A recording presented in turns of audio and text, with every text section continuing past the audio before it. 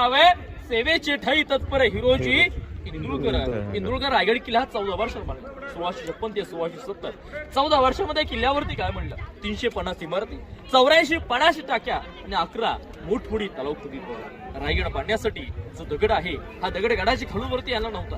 गडावरतीच 11 तलाव 84 पाण्याची टाक्या होत्या. त्यातनं जो दगड निघाला तो रायगडाच्या बांधणीला वापर बघा.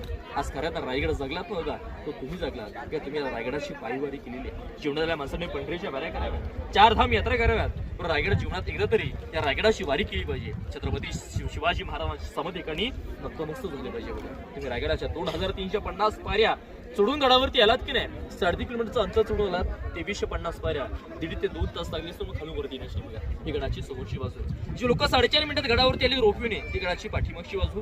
रायगडाची पूर्व दिशा या साईडला आहे. रायगडाच्या पूर्वेला भव्यदेवीचं मंदिर आहे, उत्तरेला टकमुकटाग आहे, पश्चिमेला हिरकणीचा बुरुज आहे आणि दक्षिणेला काळकाईचा खळगा. या 4 टोकामध्ये गडाचा वरचा एरिया 100 एकर आहे. रायगडाचं टोटल क्षेत्रफळ पाहिलं टॉप टू बॉटम 1200 एकर आहे. पूर्ण किल्ला बघायला पाहायला 2 दिवस कमी पडतात इतका मोठा किल्ला आहे बघा. पायी येताना तुम्हाला महादरवाजा पाहायला मिळाला की महादरवाजाचा आकार कसा पाहिला तुम्ही, भूमी केला जवळ आयुष्य दरवाजा आपल्याला पाहायला मिळतो.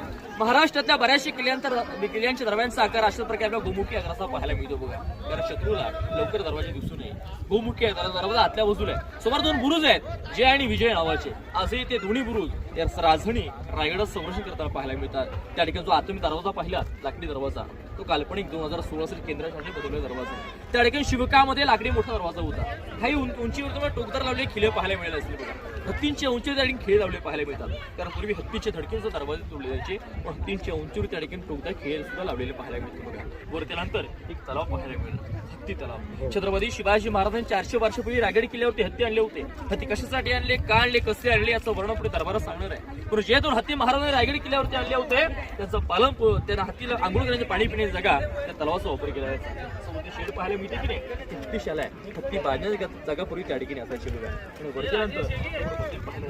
शिरकाई देवीचं गड देवता शिरकाई देवी गडाची देवता. आजही गडावरती कोणताही कार्यक्रम होणार असेल सगळ्यात आधी शिरकाई देवीचा गोंधळ होतो. शिरकाई देवीची पूजा केली जाते, त्याच्यानंतर गडावरती कोणताही कार्यक्रम हा साजरा केला जातो बघा. आणि आता आपण ज्या ठिकाणी आहात होळीचं मैदान म्हटलं. आता आपण शेमियामध्ये होळी सण साजरा करतो. छत्रपती शिवाजी महाराजांच्या काळात या ठिकाणी होळी पेटवायची. आतमध्ये एक नारळा जायचा आणि जो कोणी 72 मावळा तो नारळ आपल्या हाताने काढे त्याला हातातला 1.25 किलो सोन्याचा कडा आणि एक मणाचा घोडा बसलेला व्हायचा बघा. छत्रपती संभाजी महाराज 9 वर्ष असताना त्या होळीतून आगीतून हाताने नारळ काढायचे. ते म्हणजे एक होळीचं मैदान आहे बघा. आता खालच्या बाजूला आपण गंगासागर तलाव आणि बाल्य किल्ला पाहत आतमध्ये बाल्य किल्ल्यात प्रवेश करूयात. बोला छत्रपती शिवाजी महाराज की जय. जय भवानी.